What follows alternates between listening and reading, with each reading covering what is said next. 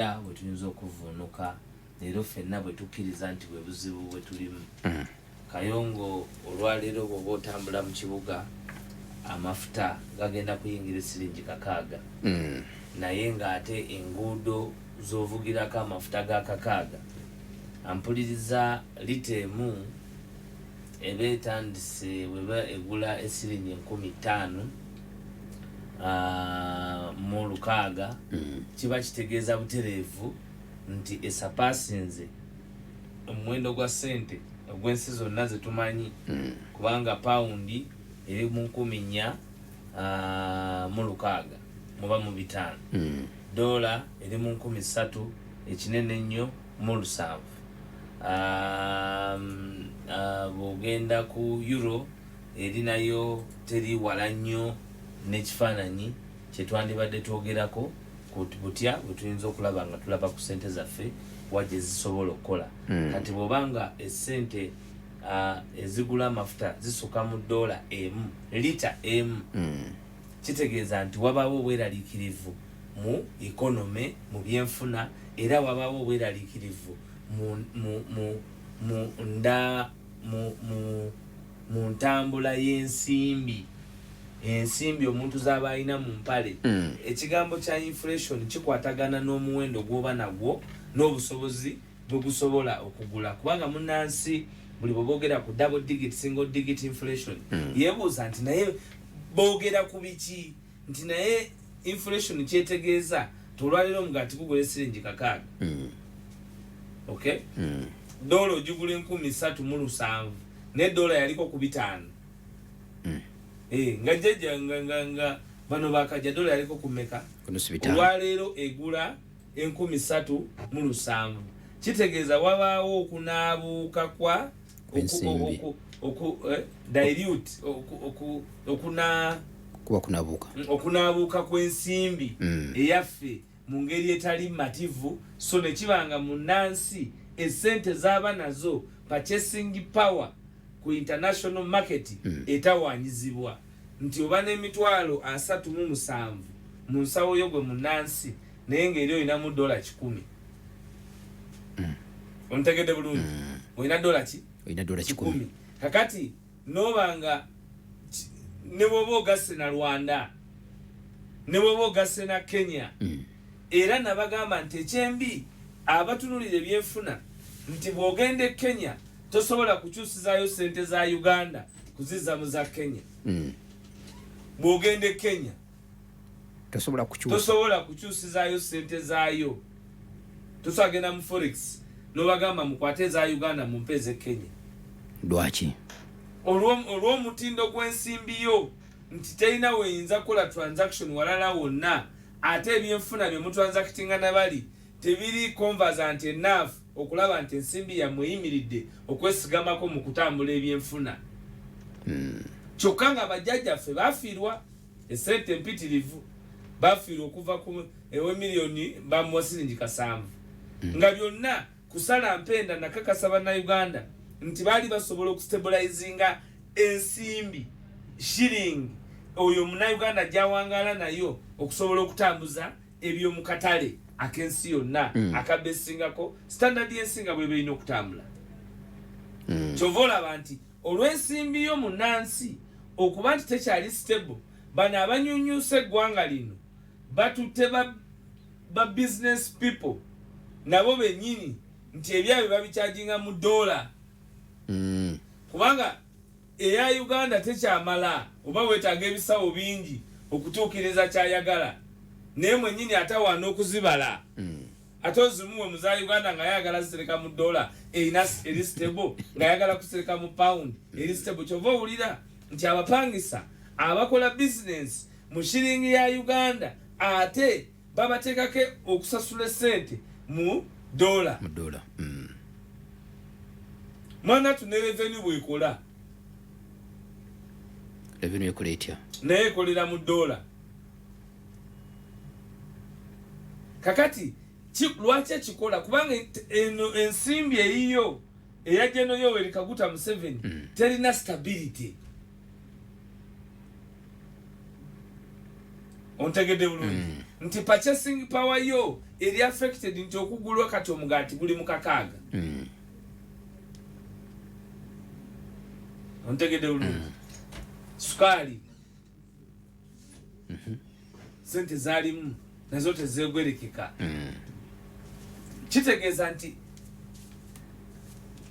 abantu balivinga ne sente nyingi ezibatolebwako olw'omusolo ku sente ze babajjako naye ate gavumenti ebyayo tebikoze kimala vis-a-vis sente zejja mu bantu wakati mu kulemererwa okuba ne standardization mu sente engeri gye zisatulatingamu mu nsi naye ekyo kiva ku batono okuba nga begaggawaza ne baba sente y'omusolo ne balemesa services ng'enguudo amalwaliro amasomero okukolebwa ku lwa munnansi sente ne bazezza zimala ne zibalemerera enkozesa zimala ne zibalemerera enkozesa nga nyingi nnyo n'amala n'azitereka mu kisenge kye kati omuntu gw'omu bw'otereka sente tugambe biliyoni 2 nga wazibba mu saturation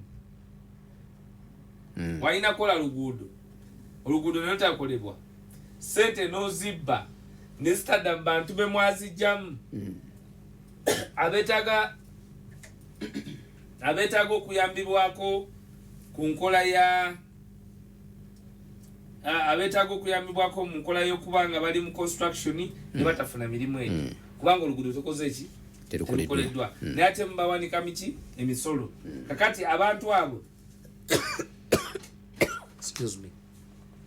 abantu abo bwe mumala obawanika emisolo ate nga temubasasudde na kubasasula olw'emirimu gye baba bakoze mu areas ezimu temubasasula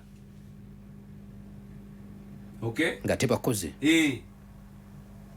kubanga olina domestic debts ku bantu abakoze ne gavumenti ne batasasula sente zaabwe juzi bali balirizingiza kota balirizinganuza biliyoni oba biliyoni tezawera na biliyoni 2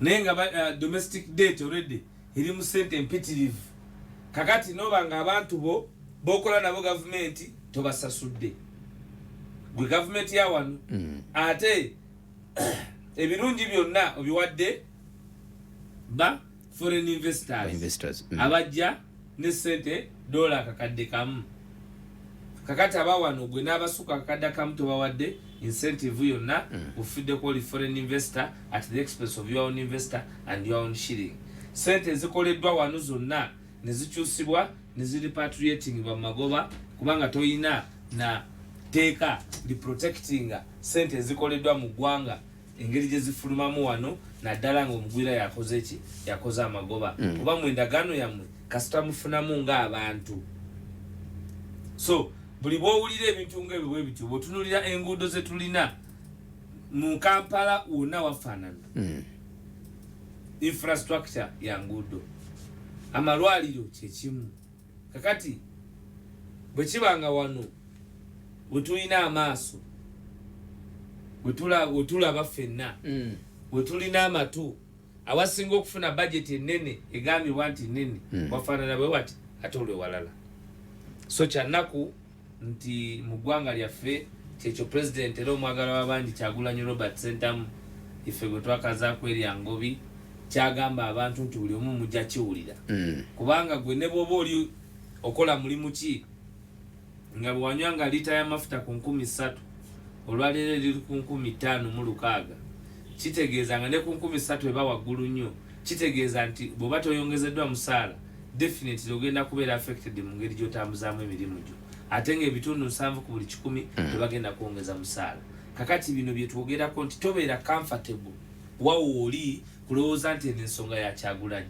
tobeera comfortable nga ensonga gye twogerako naawe butereevu ekwatako kubanga buli bumubeera ne sente n'abuuka nti amafuta geeyongedde ne services eza wano kuba gavumenti erina services zegaba nazo zeeyongera sente za school fees zeeyongera kugamba bigenda byeyongera wano na wali toyanza nnyo toyanzeege Alex Waiswa Mufumbiro olw'obubaka buno bwenjagala tusooke tufune then bwe tukomawo tutandikirawo Adhan kuchikumu kutimiza mwenda Pal FM ekuleteddwa BMK Group of Companies nga bali wamu Nana Hub Mouthwash lyeddagala ettuufu ye nakakasa mu kujjanjaba endwadde z'amannyo naye weegendereza abafere tebakuguza ekifaanananga oba ekikolanga Nana kakasa nti bakuguza Nana Hub Mouthwash yennyini. Nana yakakasibwa National Drug Authority nga bali wamu Royal Milk abakutuusaako amata amalungi ddala agali ku mutindo nga tegatabikiddwamu wadde ettondo ly'otuzzi. Weefunira amata aga Royal Milk.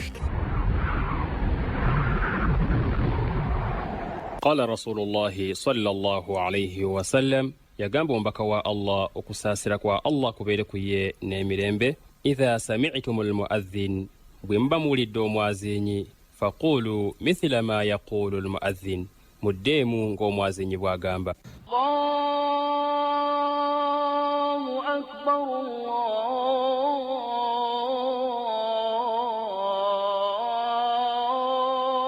Allahu akbar, Allahu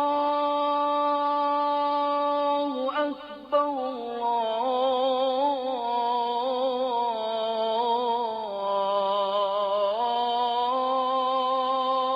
Allahu akbar. أشهد أن لا إله إلا الله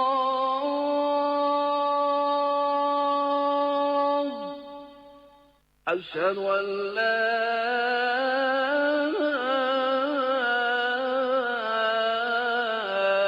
إله إلا الله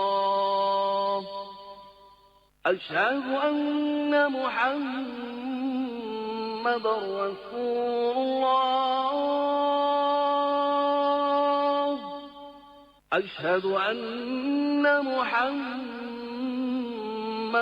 رسول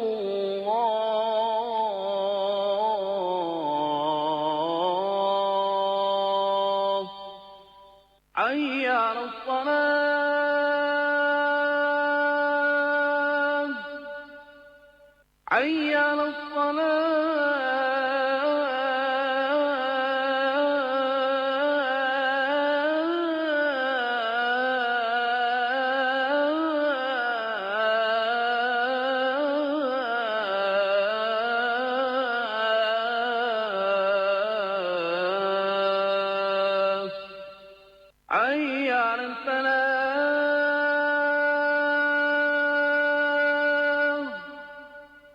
حي على الفلاح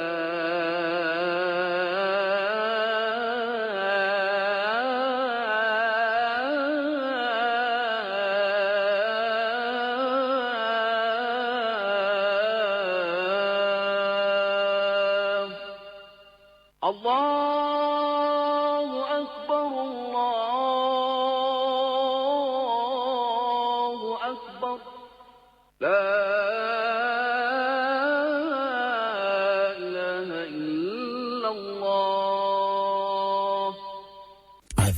kuchikumu kutimiza mwenda Pal FM ekuleteddwa BMK Group of Companies nga bali wamu Nana Hub Mouthwash lyeddagala ettuufu ye nakakasa mu kujjanjaba endwadde z'amannyo. Amannyo gakuluma, gaaguba, galimu ebituli, bw'osaayo ekyokya oba ekinnyogoga gasannyalala, bw'osanya ovaamu olusaayisaayi oba ogayiza ludda lumu. Sanyasa Nana Hub Mouthwash tojja kwejjusa. Naye weegendereza abafere tebakuguza ekifaanananga oba ekikolanga Nana kakasa nti bakuguza Nana Hub Mouthwash yennyini. Nana musange mu pharmacy ne supermarket zonna mu ggwanga. Yakakasibwa National Drug Authority nga bali wamu Royal Milk abakutuusaako amata amalungi ddala agali ku mutindo nga tegatabikiddwamu wadde ettondo ly'otuzzi. Weefunira amata aga Royal Milk okuva ku branches zaabwe ezeetoolodde Kampala yonna, e Nansana ku Nansana Naweru Road, Endejje nga waakava Namasuba, Eggaba ojja kubafuna okulinaana Water Park, e Makindye ku Salama Road opposite ne Haki Petrol Station, ate Kaleerwe ojja kugafunawo okulinaana Abattoir. Weefunira otuta otwa Royal Milk, life in every sip. Edduwa ya Adhan kuchikumu kutimiza mwenda Pal FM. اللهم صل على محمد وعلى آل محمد كما صليت على إبراهيم وعلى آل إبراهيم وبارك اللهم على محمد وعلى آل محمد كما باركت على إبراهيم وعلى آل إبراهيم إنك حميد مجيد. رضيت بالله ربا وبالإسلام دينا وبمحمد صلى الله عليه وسلم نبيا. اللهم رب هذه الدعوة التامة والصلاة القائمة آت محمدا الوسيلة والفضيلة ودرجة الرفيعة وابعثه مقاما محمودا الذي وعدته. Edwaya Adhan. Ananga Richard, chapati ngampo mubulala. Ngirayo ko katono. So sweet banange chapati ziweddewo ate olunaku olwaleero chapati na kawunga bibisinza okutambula. Yee, kituufu ddala kubandiddeko ne kawunga nga mbutuufu kawoma bulala. Naye Richard, ebintu bino obigulawa? Tonowulira ku ngano mpya na kawunga ebya Supreme Flour. Supreme Flour! Ngane kwata mangu mpomu nkugambye abagiriddeko bo bagitenda butenzi ejjira mu bipimo bibiri omuli ekyengano ogogosa n'ekyakawunga kakasooli erimu ne vitamins mwenda bweddu okugosa n'ebirungo ebirala ekwanguyiza ekwata mangu n'osobola okukekkereza buto. Supreme Flour esangibwa mu supermarket zonna ezisinga obungi mu ggwanga ne maduuka gonna. Supreme Flour ekolebwa bano abamandera Millers abasangibwa e Busega ku Masaka Road. Supreme Flour, a product of Mandela Group. Bwe twafuna ekirowoozo ky'okukyusa obulamu twabalowoozaako twafumiitiriza ku butya bwe tuyinza okukyusa obulamu bwabwe. Oluvannyuma mu Ramadan ey'omwaka 2024 twajja n'enteekateeka ey'okusiima abaaziinyi. Omulanga twagukuba era ssente ne muziweereza mu bungi. Twasalawo obutabawa kyennyanja wabula tubawe eddobo tubayigirize n'okuvuba. Kati nga Pal FM tuli mu kutuukiriza obweyamu bwaffe obw'okuwa abaaziinyi entandikwa.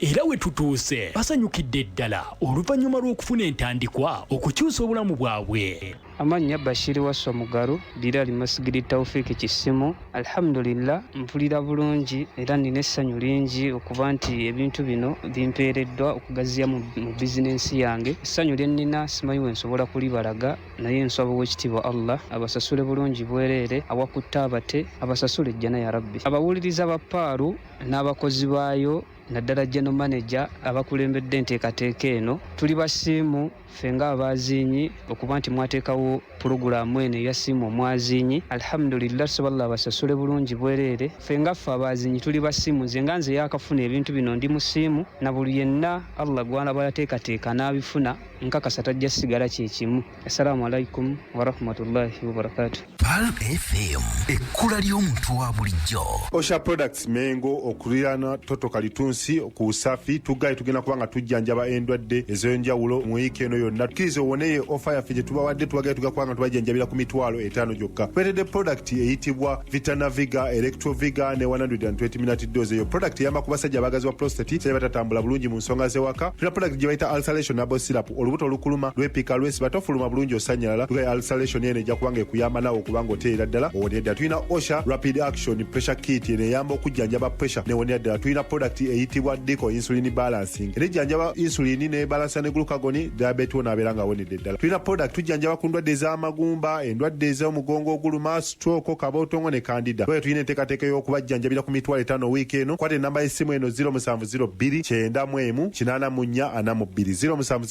0702 twesange Mengo Kalitunsi okulira na Toto. Eno ye Ayatil Kursiyu ng'ekutuusibwako abafamire ya Muhammad Kigozi esangibwa Poland ne Switzerland.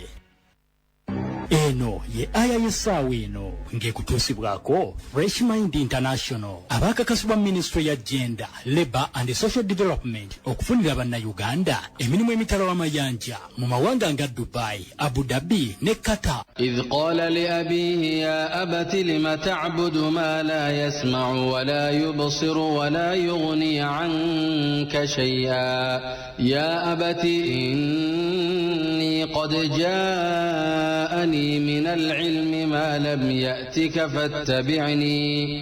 فاتبعني أهدك صراطا سويا يا أبت لا تعبد الشيطان إن الشيطان كان للرحمن عصيا. eyo yebadde aya y'essaawa eno ng'ekutuusibwako Fresh Mind International abakakasibwa Ministry ya Gender, Labour and Social Development okufunira bannayuganda emirimu emitala w'amayanja bakubireko ku 0704 23 16 65.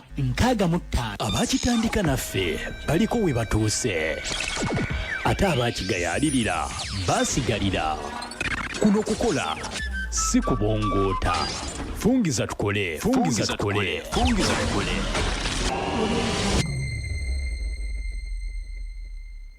Uli wakati mu program namwatulira.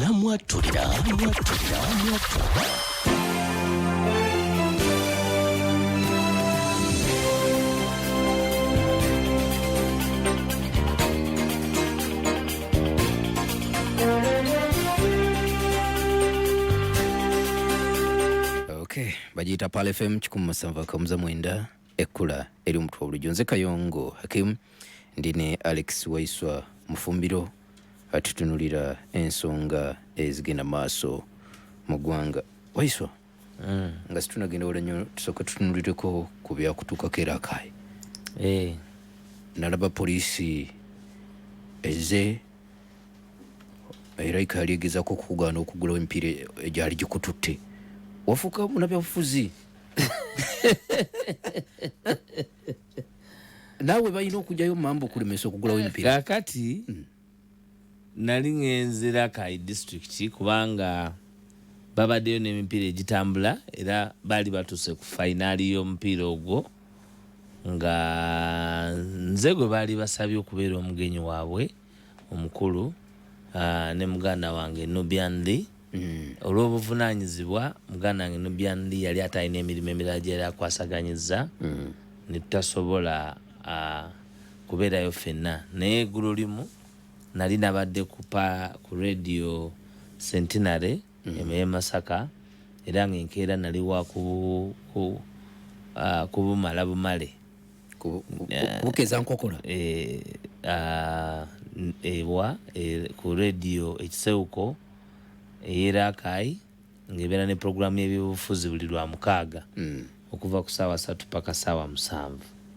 Nabwe kityo baali bamaze ebbanga nga balanga nti nja kubeerayo ku lw'omukaaga era nja kwogera n'abataka Aberakai okubabuulira amazima ku bifa ku ggwanga lyaffe nnyaffe Uganda na butya gye tulaba ebintu engeri gye bitambulamu. Kyakusaalirwa nti natuuka subuhi mapema nali maze okuyingira Erakai. Saawa zagenda okwera emu nga ndi mutaka mu district y'Erakai kubajjukira nali nasuze Masaka kati ku ssaawa 10 nali nsimbula okuyingira Erakai kubanga nga ninamu ekirowoozo ekigamba nti abantu bano bandiba abatiitiizi ne baba nga kye bayinza okukola kutulemesa kuyingira mu district. Mukama yayamba saawa zagenda okuwera zeetagisa okugenda ku studio radio nga kweri era baweereza butereevu bantu bawuliriza. Kaakati bwe ziba zinaatera okuwera ssaawa 2:05 radio ne bagijjako ku transformer ekisewuko ne bagijjako ku transformer n'amasannyalaze ne bagajjako awo ne tutandika okukubira pulezenta. Olubani ababijjako nakyemalira alina abantu bangi ewala w'ebibuga gye balina amaanyi amangi. Waliyo RDC ne deputy RDC kakati ne bano Bakinyamatama nabo eri balina obuyinza bungi. Kyova olaba ensonga zonna nali neebuuza lwaki bakaawu nnyo eri Honorable Zaake naye nenkizuula nti eri abantu tebabawa mwagaanya kwogera bye bali ku mutima, tebabawa mwagaanya kulambulula nsonga ntuufu kubanga oluguudo olugenda Masaka Mutukula lulinga kilomita Masaka Rakai lulinga kilomita 66 naye njagala nkubuulire nti oyinza okulowooza luli oluguudo n'ente zeemulugunya nga zirulimu nti bino ebinnya nga biswise kubanga oluguudo olwo lwefaananiza n'oluguudo lwa Jinja Kampala highway oba Busia Iganga nti ze nguudo eziriikiriza Uganda kubanga Uganda we are a landlocked country tufa tukozesa nnyo port side eya Mutukula Tanzania era ne tukozesa ne side ye Mombasa Nairobi Kenya naye kya buswavu bw'oba oli ku luguudo luli n'owulira nti Kinyamatama yajja n'ayogera ebigambo bibitirivu Kamala weewuunya lwaki amaanyi g'ebigambo ebyo ebya procedure nga bali ne Banjirana tebabyogerako nga boogera ku luguudo olwa oluliikiriza Uganda okusinziira ku Masaka Kyotera highway lulabi lubi nnyo teri luguudo era abantu abafiira wali ku luguudo olwo bangi abantu baffe bafudde olw'oluguudo olwo lubi bwe lutyo sente ze tufiirwa mu economy neyewanamye mu transportation mechanical condition emotoka ze ziyitamu definitely ziba affected era omuntu akasente abajja kusaba kaki kangi mu budde obufa ng'omuntu atambuza ebyamaguzi omuntu etisse ttani n'ettani oluguudo mmwe abawuliriza kubanga ffe twogera ebyaddala nga bwe biba bifaanana awuliriza PAL FM olwaleero ku programu Namwatulira abantu mubalage oluguudo lw'ekyotera bwe lufaanana essente mmeka ezifa ku luguudo olwo oluliikiriza Uganda mweze mubba ne mwesigaza mu Mankulisi Emankwetu n'ewalala kubanga bw'otunuulira essente lwaki twandikoze enguudo endala zonna ne tutawa priority oluguudo oluliikiriza eggwanga okay kubanga kya buswavu nti bw'oba oli Busoga omusoga alooza nti esaidi eyo kodiku ndowooza baakola ebyo baakola naye ng'ate bw'otuuka eri ndowooza ne bagamba nti ndowooza baabikola Busia Idinda ate nga yona balira Kamala wa tulira Kamala kati oyinza okusimbula nti ogenda Jinja saawa zino osobola okusimbula nti kati ogenda Jinja kati pozi ng'oyise Kayunga Road era abagenda Jinja bagamba ita Kayunga Road ita Kayunga Road kikiwafu ne waba minisita banga ita Kayunga Road vuga amafuta mangi nnyo weetooloole nnyo naye nga yo ojja kutambula ku afazali eno ebiriyo tomanyi kubanga oluguudo olwakolebwa mu 1960 myaka 7 emabega nakati era lwe lukyaliwo 40 years down the road nga mwe mukutte ensi mugizunza nga bwe mwagala tugende wali ku Kinyusi abasirikale bakusanga anti nkulaga kakati ebyo oli taina maanyi bwe tutwala emboozi bweti ne tugitwala ku kisewuko ng'ate yali eri abagamba nti yali ene Kampala yayogera ensonga zituusa agakuba muziiko omusoga akoba nti agakuba muziiko awo bategezeza ki nti agakuba muziiko basoga baidde akukobera Waiswa tugire ekigambo nga kinene abe naire agakuba muziiko kale tugende nekyo agakuba muziiko okujja tukobe ku nti bana mutugane bwe diba liberijja kuba saawa 3 tukatwogereyo saawa ndala tujje nti be just imagine ne bajjako amasannyalaze mu district namba okulemesa Waiswa okwogera ku leediyo tebafudde ku bali mu malwaliro kubanga n'amalwaliro babamanyi nti nago bagasalako dde olw'omuwendo gw'essente tebafudde impunity tafudde ku muntu alina kafiriji abatono abakayina era akayi olw'amasannyalaze agatatuuka nga buli wamu n'obuseere ebintu bye bataddemu ebyamaguzi abantu abalala babigule mu kitundu ekyo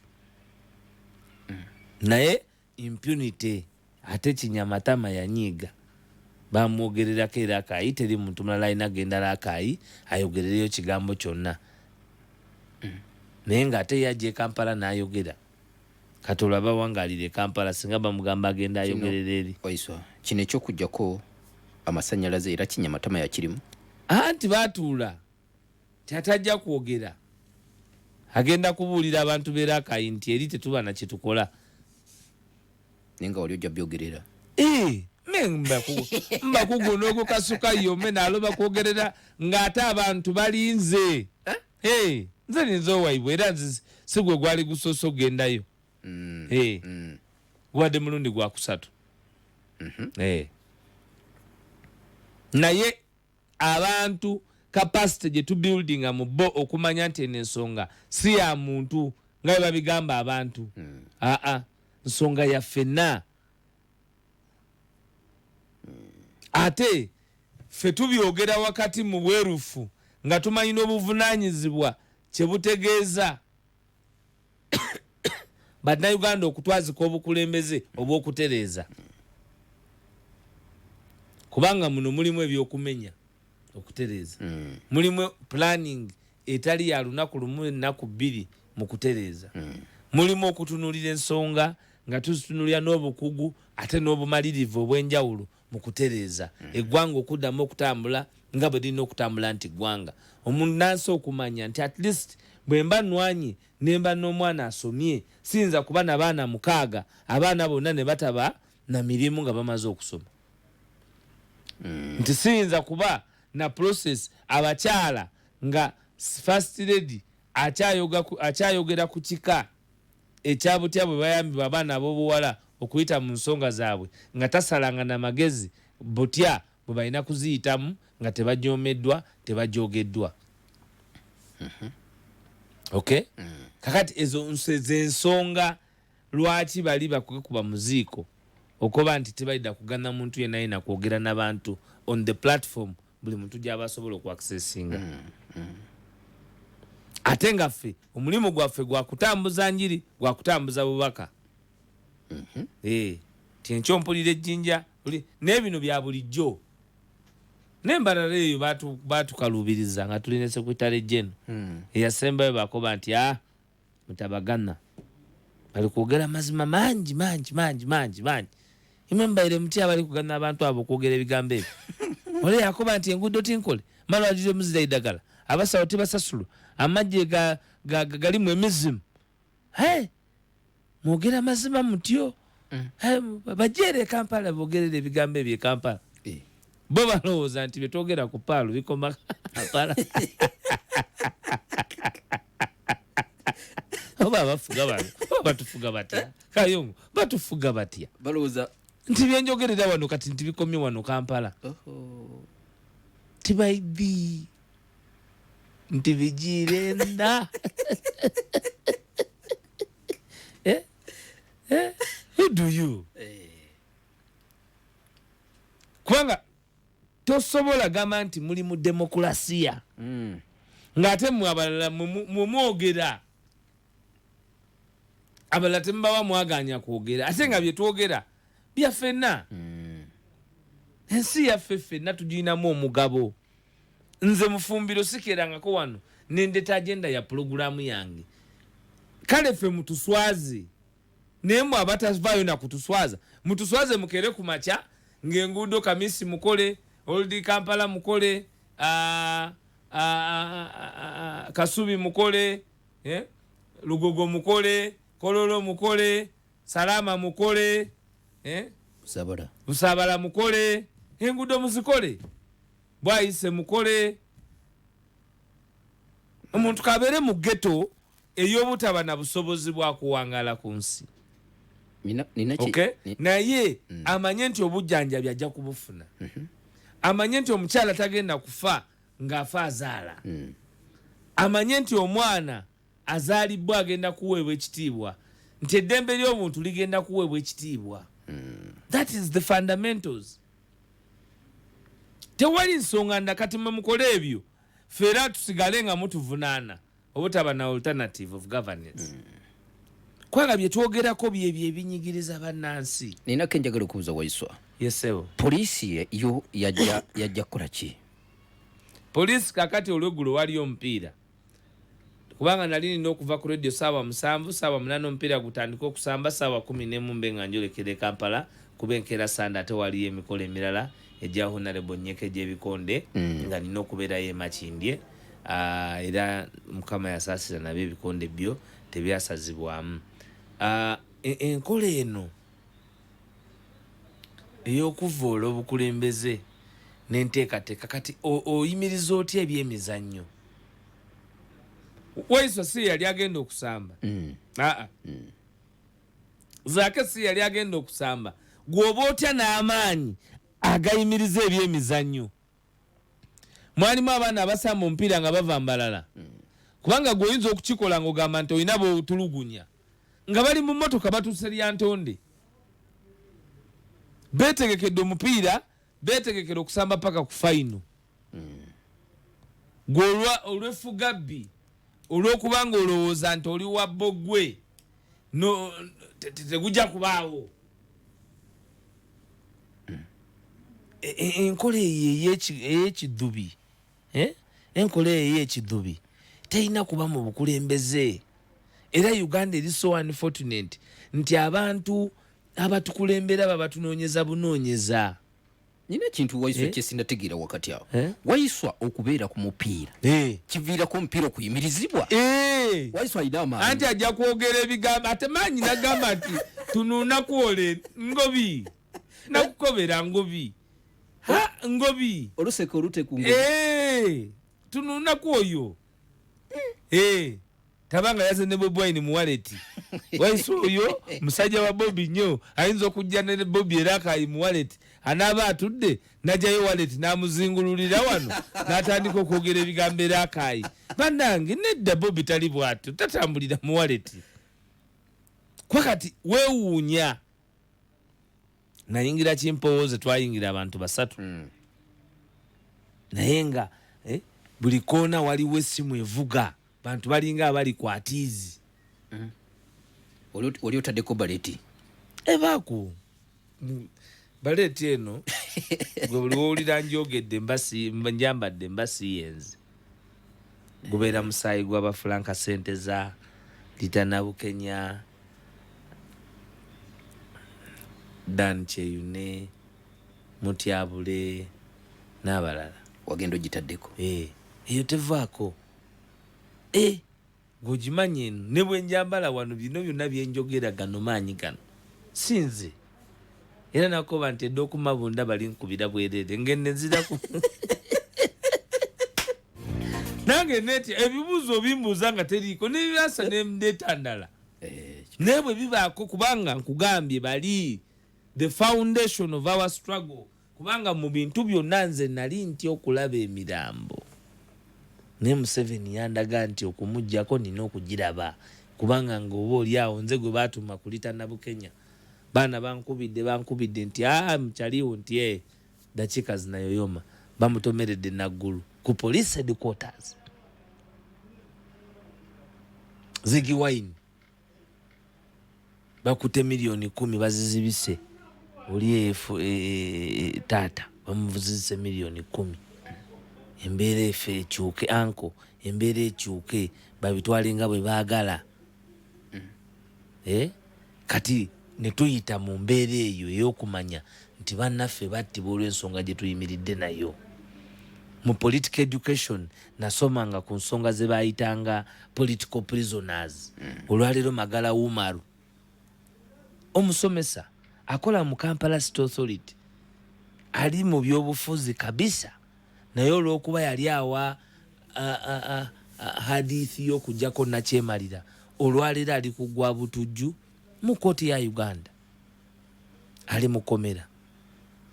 Machete Kalanzi Olivia Lutaya Menyani Ndekani Kibalama yabula nakatalabibwanga eyamulabako yasemba okulaba ku Kibalama n'okutubulira gyali yalina Banja Prime Minister wa Uganda. Aho tugenda kenda wao. Okay. Kakati obuvunaanyizibwa bwe twogereramu ensonga zino n'obuvumu bwebwo foundation kwe tuyimiridde ensonga y'okukyusa ensi bwe guba musaayi ogwo omuwendo tugusasudde tukyasobola kutiisibwa kuba nti twogerera ku ekyo kyova olaba nti bannayuganda tubagamba ffenna ntulina okukonkaringa akatengo kano akatona gavumenti eno yagwaira gw'olina kyogiraba kyekola oba kyesuubiza okukola neetuukiriza mu budde. Njagala tumaakinge kale kuva kati kugina emyaka tugambe nti egambye nti omwaka ogujja tujja kuba n'ekyuma bwe kiti nti kati ekyo kyazze ng'ate buli mwaka esoma budget nga ne ssente zeeyongeddemu buli myezi 3 State House etwala supplementary nenjagala ŋŋambe nti ba accomplishinze kino kweno level oluguudo lwa bypass northern bypass kilomita 20 mpaka nakate emyaka aga asatu aina amala nagamba nti bali ku consolidated fund. Bagiyita Pal FM 107.9 ekkula eri omutwe wa bulijjo era akayi wafuna omukisa ogwogerako n'abakuumaddembe abali bayimiridde balinye mu nteekateeka zo. Nze enkola yange nakkoba nzi sinterfacing n'abantu twagenda nga ye nogo nayogera naye onamufuna baliwo lulimi boogera lumurumva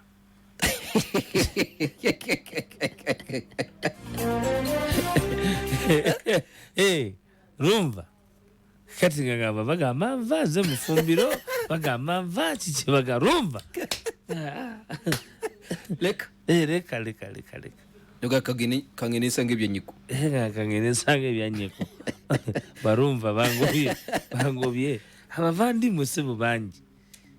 Abafanana gashumba banji. Okay.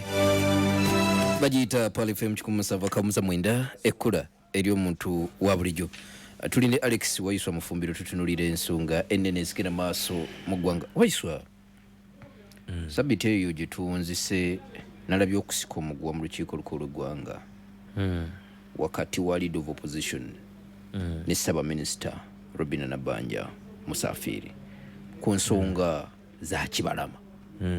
Kibalama aliwa Musafiri yamwina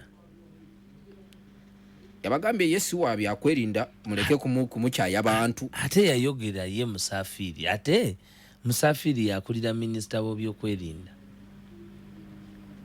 Musafiri aveeyo agambe bannayuganda ani yamugamba nti Kibalama yali yatta abantu ekakiri kubanga Musafiri yajja ne lisiti nga lisiti y'abantu Damulira Kanatta ne General Yoweri Museveni yasoma abantu bano abaabula n'agamba nti gavumenti yali ebayina. Kino Museveni yasoma Damulira ngensi ewulira yasoma Kanatta ngensi ewulira Commander in Chief kubanga yavaayo oluvannyuma lw'okutemula kwa Zebra n'oluvannyuma lw'ensonga yawe yali yayogedde nga bagenda otandika okusuulasula bannayuganda be baasuulasula nga bakubyekubye abalala kati bakyali mu mbeera mbi nga busuulwa ne bajja nga bagambye nti they were sorry for the mistakes that they had committed. Abaana nga babasuulasula nga abasuula ensawo z'ebijanjaalo nga babakubye bubi nnyo mu eyo time mu lisiti eyo General Yoweri Kaguta Museveni gye yasoma abantu abo baalimu. So Nabanja Musafiri ajja okwogera ensonga zino nga tabyogera nti yali abyogera bwogezi naye nga abyogera ayina lisiti ey'abantu abaali babaweereddwa. Akakiiko ka human rights wakati mu bunafu bwako wakati mu kusengeka ensonga mu ngeri y'ekigega kakkiriza nti abantu 18 mu Uganda tekabakubako kya mulubaale baagala ndaga butonde DNA okukakasa nti bano baali bantu naye waliwo vidiyo waliwo ebifaananyi waliwo abaana abazaalibwa Kibalama. So Kibalama yali muntu yali accountant mu kampuni nene ayina bu vidiyo ng'ayogera si kibumbe kye twogerako no ayina abaana atali omu abatali babiri abatali basatu yalina omukyala yalina maama we Kibalama yalina ekyalo kwava bwe muba mwamutta era muba mumanyi gye mwamusuula mwamulya those are the answers nabbanja z'olina kati okomawo nazo kubanga gwe wajja ku testimony n'ogamba nti mwali mwamukwata last simanyi Okitoba era be bamu ku baali batta abasirikale Kachiri era ali in your hands, he's a criminal. Tukkiriza you have Kibalama a criminal. Mu arraigning to in court abaana be bamulabeko banjira natayebwa ensonga si ya opposition mu lutalo oluli e Palestine. Olwaleero tugenza okucha olwaleero nga truck ezisuke 14 ziyingidde nemba mulwanagana ne muno mulekeramu wagenda okuddukira naye mwawamba abantu banjirana tayebwa speaker wa parliament abantu betwogerako Damulira bamujja wa Kiseka nga alina n'edduuka lya spare nga musajja mukulu alina abaana alina abakyala abateekweka n'olwaleero abavaayo n'enkya ne mbaagala ne mugamba nti tubabaleetere ku parliament era abantu weebali ababanja abantu baabwe. General Yoweri Kaguta Museveni bwe yali alayizibwa kuba president yagamba tosobola kukulembera nsi nga abantu battibwa abantu nga bafa nga temumanyi era nga tomanyi ani abatta era abattira ki. Batta abangi mu nkola y'ekijambiya ekyo ne tukkiriza ne batta abatono mu ngeri y'obutemu ne banona abantu nga ba state batta abantu nga tetumanyi ne tugamba eyo ADF ezo mbizi za ADF ne tukkiriza ne batta abantu abakyala ne babatema ebijambiya ne tukkiriza nti abatema ebijambiya ezo nazo mbizi.